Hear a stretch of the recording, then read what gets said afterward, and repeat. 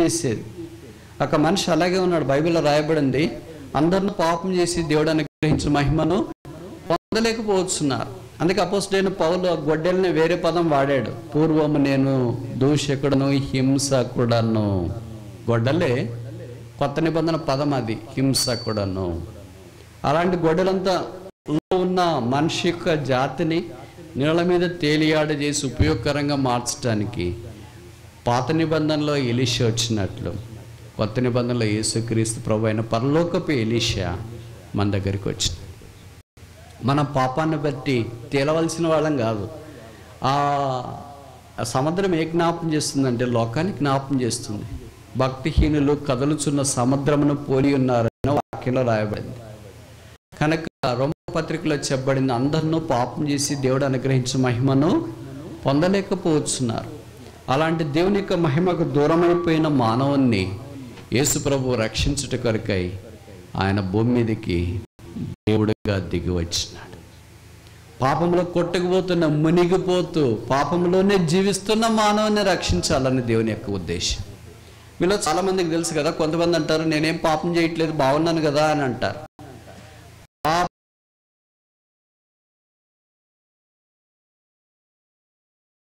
పాపము చేయట్లేదు, బాగున్నాను అనడమే పాపం. ఒక పాము అనుకునిందంట, నాలోనేం విషయం లేదు కదా అని అనుకునిందంట. పాములో విషయం లేదని ఎవరు చెప్పారు? ఒక్కోదానికి ఒక్కో రకమైన విషయం ఉంటుంది.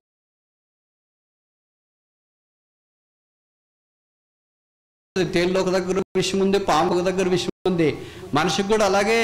అరికాలం మొదలుకొని నన్నెత్తి దాకా కొంచెమైనా స్వస్థత లేకుండా మానవుడు జీవిస్తున్నాడని వాక్యంలో మనం చూస్తున్నాం. ప్రతి మానవుడు పాపంలో జీవిస్తున్నప్పుడు పాపానికి అంతుండదు. ఇంకొక మాట చెప్తున్నా నేను, మీకు పాపానికి పుల్ స్టాప్ మాత్రమే ఉంటుంది, పుల్ స్టాప్ మాత్రం ఉండదు, కామా మాత్రమే ఉంటుంది.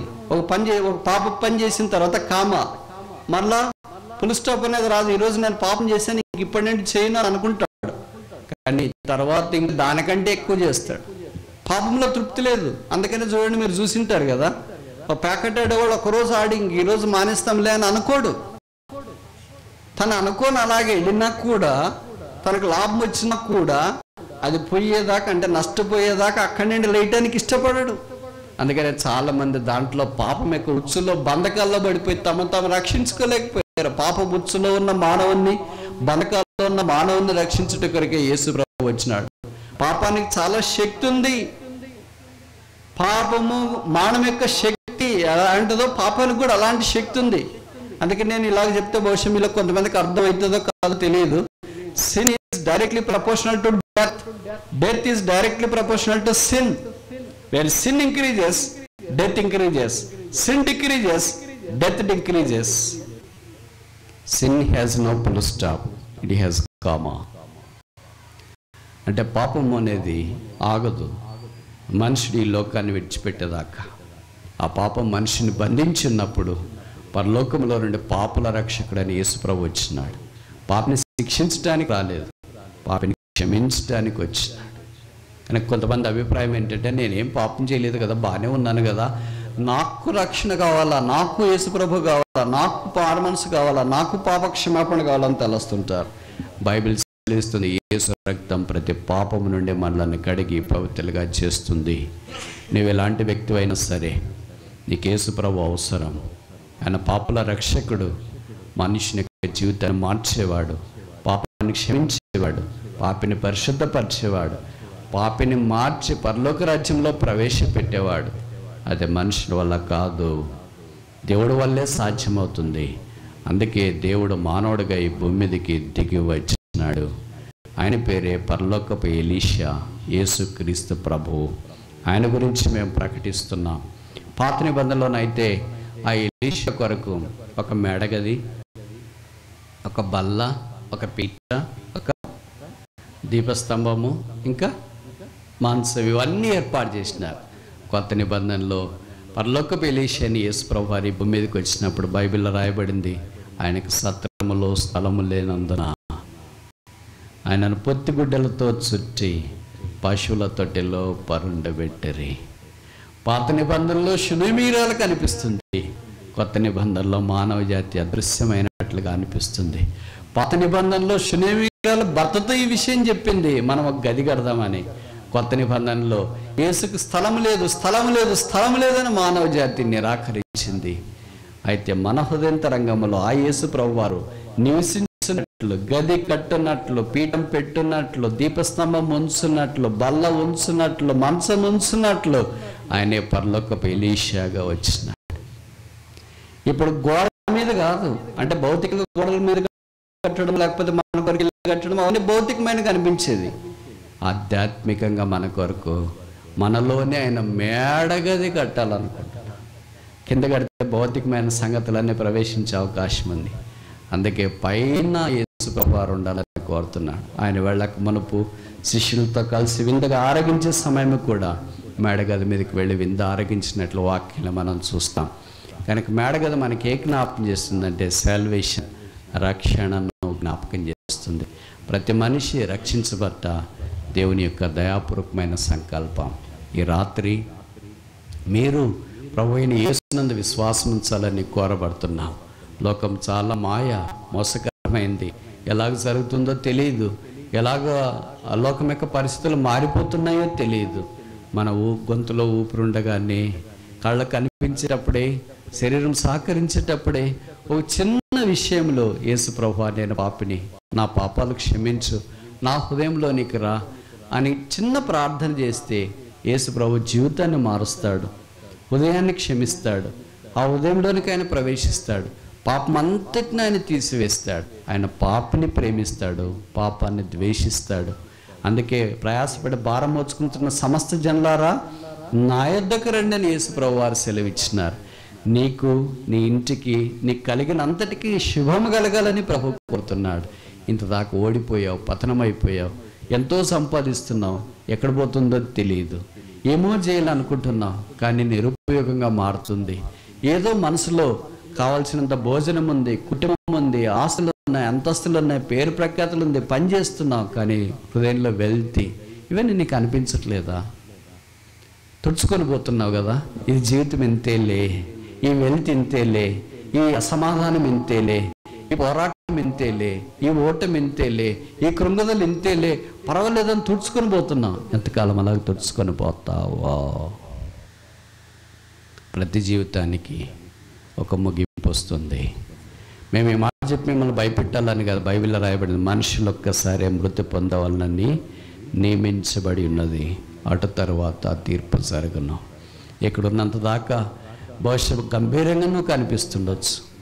ఈ మట్టి శరీరానికి ఎంత ఏర్పాటు చేసుకుంటున్నా, కొన్ని నేను చెప్తా, మీకు చాలా కష్టంగా ఉంటుంది కదా. మనం పైన చూడటానికి పైనుండి కింద దాకా మంచి డ్రెస్సు, మంచి సెంటు పూసుకొని, తర్వాత ఏంటి గొరంటాకు పెట్టుకొని, చేతులకి ఉంగరాలు పెట్టుకొని, బంగారు నగలు వేసుకొని చాలా చక్కగా కనిపిస్తూ ఉంటాం కదా. ఎప్పుడైనా మీరు ఆలోచించారా?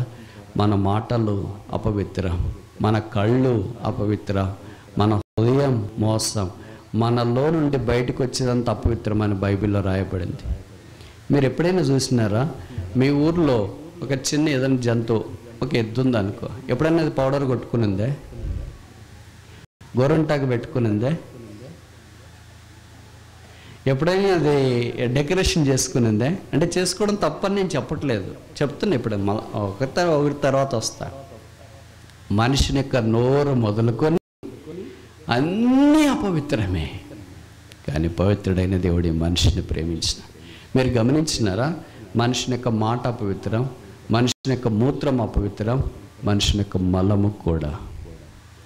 ఏ జంతువైనా మలము మూత్రం చేసినప్పుడు సెప్టిక్ ట్యాంక్ దేనికైనా పెట్టినారా మీ ఊర్లో? చెప్పరేంటి? ఎద్దులు ఉన్నాయి పెట్టినారా? గాడిదలు ఉన్నాయి పెట్టినారా? కుక్కలు ఉన్నాయి పెట్టినారా? ఒక్క మనిషికి మాత్రమే సెప్టిక్ ట్యాంక్. ఎందుకో తెలుసా? ఎందుకు చెప్పరేంటి? దుర్వాసన. పైనుండి కింద దాకేమో సెంటు, పైనుండి కింద దాకేమో పౌడరు, పైనుండి కింద దాకేమో అలంకరణ. జంతువు కూడా లేని సెప్టిక్ ట్యాంక్. ఏమేమో తింటే బయటికి వెళ్ళిన గాడిదే, బయటికి వెళ్ళిన పంది, బయటికి వెళ్ళిన కుక్క, మనం ఎంతో జాగ్రత్తగా తింటాం, కానీ వాటికి సెప్టిక్ ట్యాంక్ లేదు. ఎక్కడైనా ఏమైనా చేయగలవు అవి.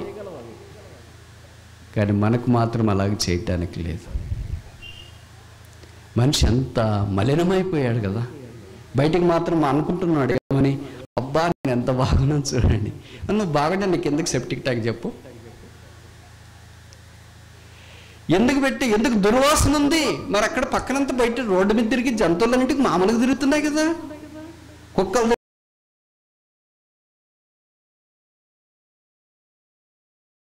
తిరుగుతున్నాయి, పందులు తిరుగుతున్నాయి, గాడిదలు తిరుగుతున్నాయి, ఎద్దులు తిరుగుతున్నాయి. ఏ జంతువుల పేర్లని మీరు చెప్పండి. పిట్టలు, కాకి ఎక్కడో పోయి తిరిగేసి వస్తుంది బ్రదర్ అంటారే, మరి అది రెట్టేస్తుంది. దానికి సెప్టిక్ ట్యాంక్ ఉందే? కుక్క ఎక్కడో పోయి మనం తింటారు బ్రదర్ అనింది, అది కూడా మన మూత్ర విసర్జన మల విసర్జన చేస్తుంది, దానికి సెప్టిక్ ట్యాంక్ ఉందే? ఎందుకు? మనిషిని యొక్క దుస్థితి అది. ఇవన్నిటి ద్వారా దేవుడు మనిషినికి ఏం చేయాలని కోరుతున్నాడు అంటే, మట్టిలో నుండి తీయబడ్డా తిరిగి నువ్వు మన్నే. కనుక ఆ మంటికి పోకమనిపే దేవుడు సిద్ధపరిచిన మిన్న పరలోక రాజ్యంలోనికి వెళ్ళాలని దేవుని యొక్క ఉద్దేశం. అందుకే దేవుడు మానవుడికి భూమి మీదకి దిగి వచ్చి శిల మీదకి వెళ్ళి యేసు ప్రభు తల మీద ముళ్ళ కిరీటం, ముఖం మీద ఉమ్మి, చేతుల్లో మేకులు, దేహమంతా కొడ దెబ్బలు, ప్రక్కలో బల్లెపోటు, రక్తము కార్చి, తండ్రి వీరేమి చేయించున్నారో వీరెరగరు కనుక వీరిని క్షమించుము అని కేక వేసి ఈ లోకాన్ని విడిచిపెట్టి వెళ్ళిపోయాడు. ఆ యేసు నీ హృదయాన్ని కడిగి శుద్ధీకరించి నిన్ను, నీ కుటుంబాన్ని, నీ ఇంటిని, నీకు కలిగిన అంతటిని ఆశీర్వదించి క్షేమం ఇవ్వాలని కోరుతున్నాడు. ఇంతదాకా శాపంలో ఉన్నావా? కొన్నిసార్లు నీకు అనిపిస్తుంది, మా ఇంటికి ఎవరు శాపం బ్రదర్, మాకెవరు శాపం బ్రదర్, అన్నీ మాకే అనర్థాలు వస్తున్నాయి, మాకే నష్టాలు, మాకే అనారోగ్యాలు, మాకే కృంగుదలు, మా ఇళ్ళలోనే మానం, మా ఇంట్లోనే. ఏమి శాపం? మనమే. ఇల్లు కాదు శాపం, వాస్తు కాదు శాపం, వాకిలు సరిగ్గా పెట్టలేదు కనుక శాపం కాదు, వంటగది సరిగ్గా లేదు కాదు శాపం కాదు. మనల్ని నిరారోపణ చేయటానికి వేరే వాటి మీద మనం తోయటానికి ప్రయత్నం చేస్తున్నాం. ఈ రాత్రి ప్రభువైన యేసునందు విశ్వాసం ఉంచు, అప్పుడు నీవును నీ ఇంటి వారును రక్షణ పొందుతారు. మనం రక్షణ పొందితే అప్పుడు పరలోకపు ఎలీషా యేసు ప్రభువారు మనలోనికి వచ్చి ఆయనే మేడగది, ఆయనే పీట, ఆయనే దీపము, ఆయనే మంచం. మంచం అంటే విశ్రాంతి. అలసిపోయినప్పుడు సాధారణంగా మనం మంచం ఉంటే కొద్దిగా నడుము వాలుస్తాం కదా అని అనుకుంటాం. దీపం అంటే ఆయనే వెలుగు, ఆయనే సాక్ష్యం. ఆ యేసు ప్రభువు అన్నాడు, గాడ్ ఈజ్, వాక్యం బైబిల్లో రాయబడింది 1 యోహాను 1:5, గాడ్ ఈజ్ లైట్, దేవుడు వెలుగై ఉన్నాడు, ఆయనలో చీకటి ఎంత మాత్రమూ లేదు. కనుక ఈ రాత్రి ఇవన్నీ అయిన యేసుక్రీస్తు ప్రభువు మనకు భౌతికంగా కనిపించే ఇంట్లో ఉండొచ్చు, లేకపోవచ్చు, కానీ మన హృదయం అనే ఇంట్లో అవన్నీ ప్రభు ఉంచాలని కోరుతున్నాడు. భౌతికమైన ఇళ్ళన్నీ మనకు ఉండడం మంచిదే, అయితే లేనే అప్పుడు ఉండాలని అర్రలు జాపి కానీ మార్గాలు వెళ్ళడం అంతేం కాదు, అంత మంచిదేం కాదు. మనమే ఆయన ఇల్లు. యేసునందు విశ్వాసం ఉంచిన మనము ఆయన రాకడ కొరకు ఎదురు చూస్తున్నాం. యోహాను సువార్త 14వ అధ్యాయంలో యేసు ప్రభువు అన్నాడు, నేను వెళ్ళి మీకు స్థలం సిద్ధపరిచి మరలా వచ్చి నాతో పాటు మిమ్మల్ని ఉండటి కొరకై నేను మిమ్మల్ని తీసుకుని వెళ్తా. ఇక్కడ అందరికీ రకరకాలైన ఆర్థిక పరిస్థితులను బట్టి రకరకాల ఇళ్ళు ఉండొచ్చు. ఒకళ్ళకి పెద్దగా, ఒకళ్ళకి చిన్నగా, ఒకళ్ళకి ఇళ్ళు అన్నీ ఉండొచ్చు, ఒకళ్ళకి ఇళ్ళు లేకపోవచ్చు, ఇలాగ రకరకాలు ఉండొచ్చు. కానీ యేసు ప్రభువు యందు విశ్వాసం ఉంచిన తర్వాత భూమి మీద కాదు ఇల్లు, పరలోకంలో. ఇక్కడ మీకు కరెంటు పోతుంది, పరలోకంలో కరెంటు పోదు, జనరేటర్ లేదు. ఎందుకంటే వెలుగే అక్కడ, సూర్యుడే లేడు, గొర్రెపిల్లే దీపస్తంభము, ఆయన యేసుక్రీస్తు. సూర్యుడు లేడు కనుక రాత్రింబగళ్ళు లేవు, ఎప్పుడో ఒకే కాలంలోనే ఉంచాం. ఇంకా మీకు కొన్ని ఇష్టమైనవి చెప్పనా, అక్కడ సముద్రము లేదు కనుక మీరు చేపలు పట్టాల్సిన పని లేదు, రొయ్యల చెరువులు లేవు, చేపల చెరువులు లేవు. ప్రభుతో పాటు సదాకాలం ఆయన సన్నిధిలో ఉంటారు. చివరికి అక్కడ కన్నీరు లేదు, బాధ లేదు, వేదన లేదు, కృంగదల లేదు, అవమానం లేదు, ఓటమి లేదు, ఒంటరితనం లేదు. భర్త చనిపోయాడే, భార్య చనిపోయిందే, పిల్లలు చనిపోయారే, తల్లిదండ్రులు చనిపోయారే, నా తోబుట్టులు చనిపోయారే, నాకు సహాయం చేసిన పిల్లలు చనిపోయారే అని బాధపడటానికి వీలు లేకుండా పరలోక రాజ్యం సిద్ధపరచబడింది. లోకంలో మనం చూస్తాం కదా, చాలా ఊర్లలో చాలా వసతులు ఉండవు, కానీ కొన్ని ఖచ్చితంగా ఉంటాయి. ఖచ్చితంగా ఉండేవి నేను చెప్తా, లేనివి కూడా చెప్తా. ఉదాహరణకి ఆసుపత్రి కొన్ని ఊర్లో ఉండకపోవచ్చు, పాఠశాల కొన్ని ఊర్లో ఉండకపోవచ్చు, గ్రంథాలయం లైబ్రరీ కొన్ని ఊర్లో ఉండకపోవచ్చు. కానీ ప్రతి ఊర్లో ఉండేది ఒకటి చెప్పనా? అది చెప్పకూడదని అనుకుంటారు, నేను కూడా అనుకుంటా అది చెప్పకూడదని. దాని పేరే శ్మశానం, సమాధుల తోట. మా ఊర్లో స్కూల్ లేదని చెప్పొచ్చు, హాస్పిటల్ లేదని చెప్పొచ్చు, తర్వాత ఇంకేంటి, లైబ్రరీ లేదని చెప్పొచ్చు, ఇంకా యూనివర్సిటీ లేదు, మా ఊర్లో చాలా లేవని చెప్పొచ్చు. కానీ భూమి మీద ఏ మనుషుడు కూడా మా ఊర్లో శ్మశానం లేదని చెప్పలేడు. ఎంత చిన్న ఊరైనా, ఎంత పెద్ద ఊరైనా, ఊరికి అలంకరణ కాదు ఇది, సమాధుల తోట. అది చూసినప్పుడు ఏం గుర్తొస్తుంది? వదిన నేను కూడా అక్కడికి వెళ్ళాలా, ఆ తర్వాత నా జీవితం ఏంటి? భయపెట్టడానికి ఈ మాటలు చెప్పట్లేదు, వాస్తవాలు మీకు తెలియచేయటానికి ఈ మాటలు చెప్తున్నా. ఇంట్లో ఉన్న మనము ఒక దినాన మంటలోకి వెళ్ళాల్సి వస్తే మట్లో నుండి తిరిగి మహిమలోనికి ప్రవేశించాలని దేవుని యొక్క ఉద్దేశం. ఈ రాత్రి యేసు ఎంత విశ్వాసం ఉంచు. యేసు ప్రభు పాపుల రక్షకుడు, జీవితాన్ని మార్చేవాడు. ఇప్పటిదాకా చాలా ప్రయత్నాలు చేసావు, ఓడిపోయావు, సోలిపోయావు, డస్సిపోయావు, కృంగిపోయావు, అప్పుల బాధతో ఉన్నావు, ఆత్మహత్య చేసుకోవాలని ప్రయత్నం చేస్తున్నావు. కొంతమంది అంటారు కదా ఆత్మహత్య చేసుకోవాలి. నీకు ఆత్మకు హత్య ఎక్కడుంది? ఆత్మకు మరణం ఉందా? ప్రసంగిలో చెప్పబడింది కదా, ఆత్మ దానిని దయచేసిన దేవుని యుద్ధం పోద్దు. దాన్ని ఎలాగ హత్య అవుతుంది? అవుద్దా? భాషలో ఉన్న పొరపాటు, పదప్రయోగం అలాగ జరిగింది. ఆత్మహత్య కాదు, ప్రాణహత్య. ప్రాణాన్ని తీసుకుంటున్నారు, ఆత్మని కాదు. ఆత్మని ఎవ్వరు తీసుకోలేరు, అదే దేవుడు ఇచ్చినాడు, దేవుడే తీసుకుంటాడు. జీవితంలో ఓడిపోయినప్పుడు అలాగే అనిపిస్తుంది, అయ్యో నేను బ్రతకలేను, నేను చనిపోతే బాగుండు, నేను చనిపోతే బాగుండు, నేను చనిపోతే బాగుండు, నేను చనిపోతే బాగుండు, చనిపోతే బాగుండు. చనిపోతే బాగుండు అని అనుకుంటున్నావు, చనిపోయిన తర్వాత ఎక్కడికి వెళ్తావో నిరీక్షణ ఉందా? యేసు దగ్గరికి పరలోకానికి వెళ్తాననే గమ్యం ఉందా? అదే లేకపోతే ఈ రాత్రి మరలా మేము మీకు జ్ఞాపకం చేస్తున్నాం, ప్రభువైన యేసునందు విశ్వాసం ఉంచండి. అప్పుడు మీరును మీ ఇంటి వారిని రక్షణ పొందుతారు.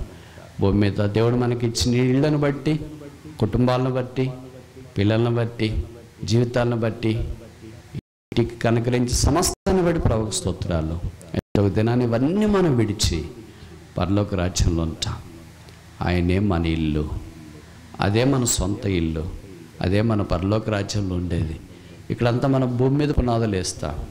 అక్కడ వజ్రవైడూర్య మరకత మాణిక్య నీళ్ళ కెంపుల పచ్చలతో పొదిగించబడిన భవంతుల్లో మనం ఉండబోతున్నాం. కనుక భౌతికమైన ఇంటికంటే ఆత్మ సంబంధమైన పరలోకపు ఇల్లు. అబ్రహాం గురించి బైబిల్లో చెప్పబడింది, దేవుడు దేనికి శిల్పి నిర్మాణకుడై ఉన్నాడో పునాదులు గల ఆపట్టడం కొరకు అబ్రహాము ఎదురు చూచినాడు. మనమును అలాగే ఎదురు చూస్తూ ఆ రాకడ కొరకు కనిపెడుతూ యాత కొనసాగించినట్లు ప్రభువు మనకు సహాయం చేయనుగాక. ఆమేన్.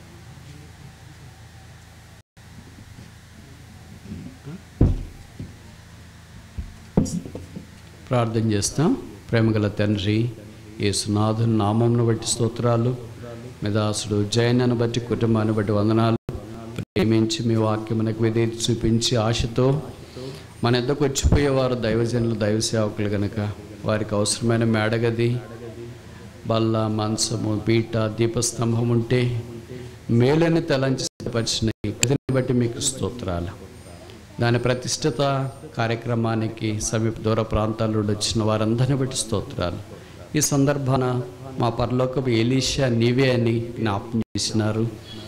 భౌతికమైన కట్టడాల్లో కాకుండా ఆత్మ సంబంధంగా మా హృదయాల్లో మీరే నివాస స్థలమైన మంచంగా, మీరే దీపస్తంభమైన వెలుగుగా, మీరే ఆ మేడ మీద ఉన్న ఇల్లు రక్షణ గృహముగా ప్రత్యేకించబడిందిగా మీరే మా హృదయంలో ఉండాలని ఇష్టపడుతున్నందుకు స్తోత్రాలు. ఆ పరలోకపు ఎలీషా కొరకు మేము సిద్ధపరచబడుతూ ఎదురు చూస్తూ ఆ పరలోక రాజ్యం కొరకు కనిపెట్టినట్లు సహాయం చేయండి.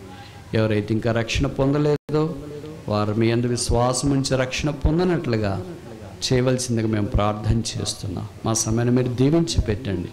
ఇచ్చిన తేటైన వాతావరణాన్ని బట్టి స్తోత్రాలు. మీరు మా దగ్గర ఉన్నారని, ఇమ్మానుయేలు దేవుడు అని రుజువు చేసినందుకు వందనములు చెల్లిస్తూ యేసు నామమున స్తుతించి ప్రార్థిస్తున్నాము తండ్రి. ఆమేన్.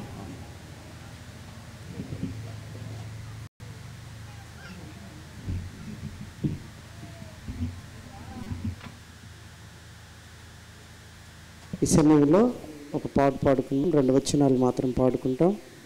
ఆ తర్వాత మన మధ్యలో మరి జయరామన్ ఉన్నాడు, కొద్దిగా సాక్ష్యం పంచుకుంటాడు. ఆ తర్వాత మరి పైన ఆ మేడ గదే దైవ సేవకుల కొరకు కట్టబడినటువంటి ఆ చిన్న గదిని మరి దైవ సేవకులందరి చేత మరి ప్రతిష్ఠిత కార్యక్రమం ఉంటుంది. అన్నగారు కూడా ఉన్నారు మన మధ్యలో, దాన్ని కూడా గమనించాలి. త్వరలోనే ఇదంతా కూడా ముగిస్తాము. కొంచెం ఓపిక కలిగి ఉండాలని ప్రేమతో మీకు మనవి చేస్తున్నాం.